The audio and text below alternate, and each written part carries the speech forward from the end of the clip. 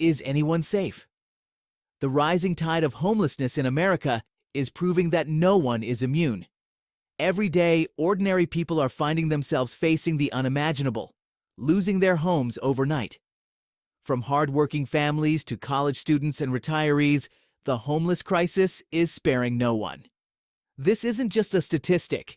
It's a growing reality that demands our attention. You asked for it. A day in my unhoused life. I'm awake, and the PDA tension has set in, so it's time to meet the first demand. Finally. I wanted this cookie last night with my food, but I didn't eat it last night with my food. Wake up this morning and I am hungry, but I don't want the fucking cookie. You see right there where I tried to eat it?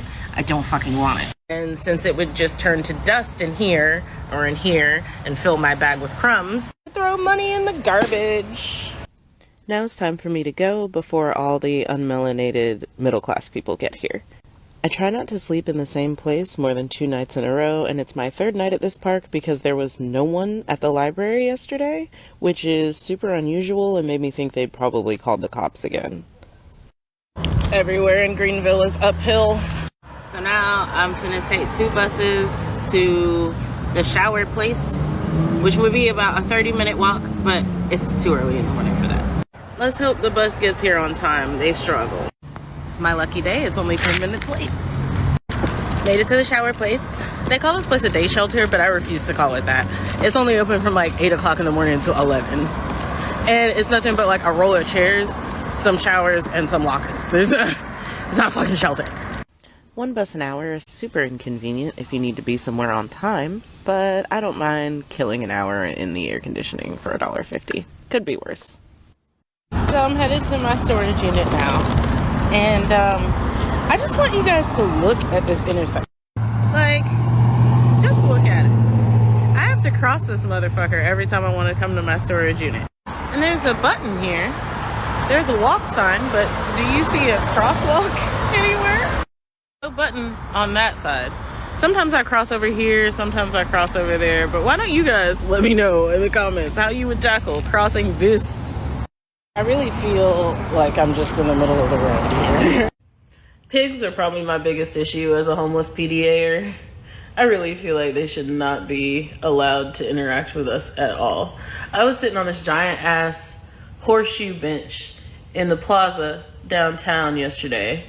And this is like a big ass horseshoe bench, okay? It could easily fit like 25, 30 people on it, okay? And I'm the only person on this bench. So I'm laying down because I just get to this point where I'm sick of being upright. Like, it hurts my neck and my back to continuously hold my head up. And there was no way to sit comfortably on that goddamn thing. So anyway, I laid down and this cop comes over and he's like, excuse me, these benches are for sitting. You cannot lay on the bench. And I'm like, I was in pain, dude. And that rule didn't make any goddamn sense to me. Like, people lay on that bench all the goddamn time. I've laid on that bench all the goddamn time in front of cops. And yet, yesterday, for some unknown reason, this cop on this day decided to have a fucking problem. And I know I was probably like, what? You know, because I didn't understand. That rule didn't make any goddamn sense. I'm the only person on the bench. Why do you care? So I know I'm looking at him like, so he goes, well, it's just a city ordinance, you know, you can't, the benches are for sitting. And the first words out of his mouth, it was instant fucking PDA rage for me. Because why the fuck are you bothering me? So I really gotta sit there and be like, okay, what's gonna happen to me if I defy this cop, you know? Is he gonna write me a ticket? Is he gonna take me to jail? Is he gonna shoot me in cold blood? So I gotta like sit there and really take a beat, take a breath. Be like, fine, Chanel, it's whatever, just sit the fuck up. I really be having to stop and take a whole deep breath. And they don't like that either. They take that as defiance too. So how the fuck am I supposed to interact with 12 without getting my ass murdered? Anyway, it is 1 p.m. and I have not eaten yet. So hopefully I'll be able to do that next. I have an appointment with pain management at 2:45 today. This is the instructions that Google gave me on how to fucking get there. It involves taking a mega bus to Spartanburg and then a Greyhound back to Greenville. Google really goes nuts when you try to take public transit and it's outside public transit range. What I'm really gonna do is take 2 buses and a Lyft, which I'm low on funds and was not planning on doing today. Before you ask, yes, there is transit for doctor's appointments, but you have to call them 3 days in advance. And I didn't know that yesterday when they called me to reschedule my appointment for today. But are you starting to see how complicated this is? Are you starting to see how many moving parts I have to constantly keep up with? Are you starting to understand that you can't give me advice without knowing all the information, and the only way that I could give you all the information is if I went live for like months? Just a thought. Everywhere in Greenville is fucking uphill.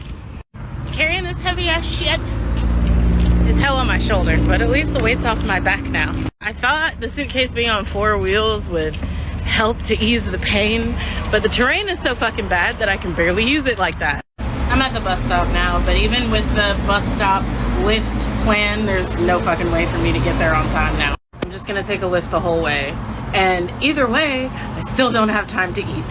So, hot. I'm irritated. I'm lightheaded as fuck. I know I'm complaining a lot, but damn! So I've just arrived at the library after filming the TikTok you saw yesterday. Yesterday, when you see this, I don't have a time machine. Hoping to get some charging done. Both of my power banks are dead.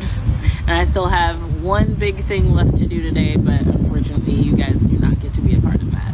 I've been super sensitive today, especially to sound, and everything has just been so loud. I've just been walking around like this all day, just like this. So I'm ready for it to be over. How the f did I become homeless? Stay tuned to find out.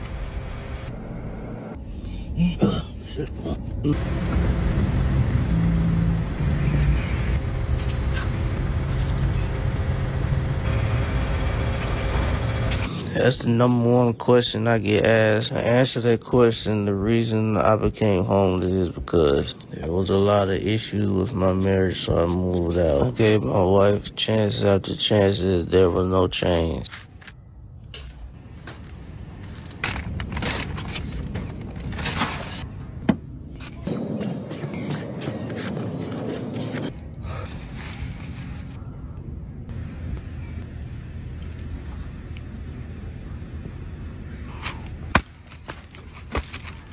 Clothes right here.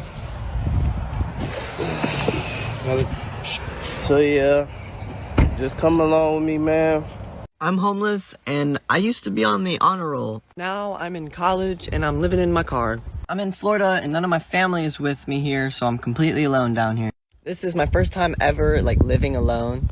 Once college is up, I'm gonna move to my brother's, and college ends in 3 months for me. I'm learning a lot here, just prioritizing my education right now. It's a music college. That's what I've wanted to do all my life, is be a musician. So I'm pursuing my dream. Thank you for everyone that stayed for my journey. Just got out of school, gonna go sleep in a car tonight. I love y'all. Y'all said to post the truth about my life, so here goes. A couple days ago, I posted about how I thought I had a spider bite, and I went to the ER. It was an abscess, and they had to cut it open and leave it open to drain. So I haven't been able to walk. It's so painful. They did give me some painkillers, but it still hurts. Now, I went to work right after they did that because I'm paycheck to paycheck, and I'm staying in Airbnbs and things like that. So trying to get on my feet, and after that shift, it had swole back up to twice the size, and it had bled through the gauze. So I didn't go yesterday, especially because I couldn't walk, even worse than the day before. So that literally means that I have nothing to pay for more nights. Now I have absolutely no money. I have no food. I have nothing. And being homeless in itself is scary because I feel like that's what's about to happen in the next 2 hours. But being homeless with my leg like this, I have reached out to so many shelters, and either they don't pick up the phone, they're full, or I don't qualify because maybe like I'm the wrong demographic for it. But I really have been trying hard, and like having an injury is the last thing that I needed right now. I'm by myself out here, you know. So if you're feeling generous and you want to help me secure somewhere to rest my leg, I would love that. If not, that's okay. But my Cash App's right there. Good morning and welcome back to another day of a woman living in a tent. It's so nice out today, but I have to be at work in 1 hour, so I gotta get ready quick.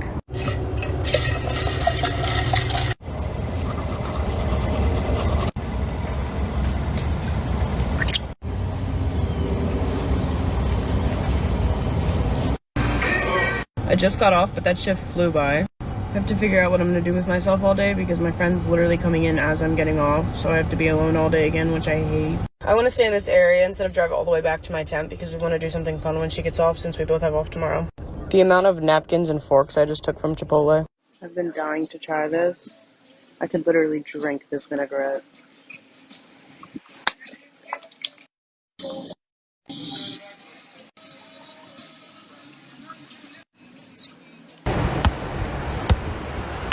It's getting dark and I have nothing to do and nowhere to go. I cannot wait until the sun starts setting later. I just came home because I did not feel like doing anything tonight, and I didn't feel like waiting for hours for her to get off, doing nothing. Shrimp and broccoli for dinner, and then I'm going to bed because I have nothing else to do. And it is only 8:30. It's 3:30 in the morning and I wake up to police sirens. And I look to my right and my friend's not there. She had never came home from work, so I started panicking because she would never not just come home from work. I'm calling her over and over again. I'm ready to call the police, file a missing persons report. Like, obviously something terrible must have happened to her. So I jump up, put my shoes on, I'm ready to go, follow the police sirens, go look for her. And she's literally sleeping in her car right outside the tent. And I'm like, thank God. But I am so pissed at you right now. The culprit.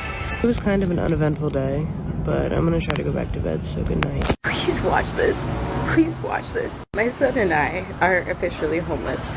We moved in to my partner's studio. It's an artist studio. It's literally a room with a bathroom. Because Milton displaced me, my son's bedroom is sinking into the earth because of how wet the earth has been for, I don't know, 3 freaking hurricanes in the last 3 months. I live in a mobile home, so it's already not exactly the strongest, which I knew when I moved into, but it's what I could afford in this damn economy. We moved in here and we don't have a lot of space. My son has a couch in the hallway for him to sleep, and we've like partitioned it off. Casa Ivor saw that. They saw some dishes in the sink and they let my partner know that, hey, don't forget, you can't have guests. So I got notified today that we have to go.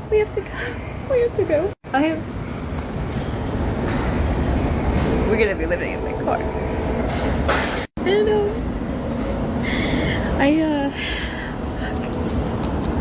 I don't have anything left. Mentally, I'm so gone. I'm so done. I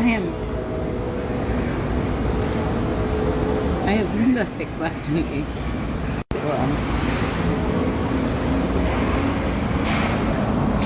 Maybe this is the day that the world ends. Come on, go.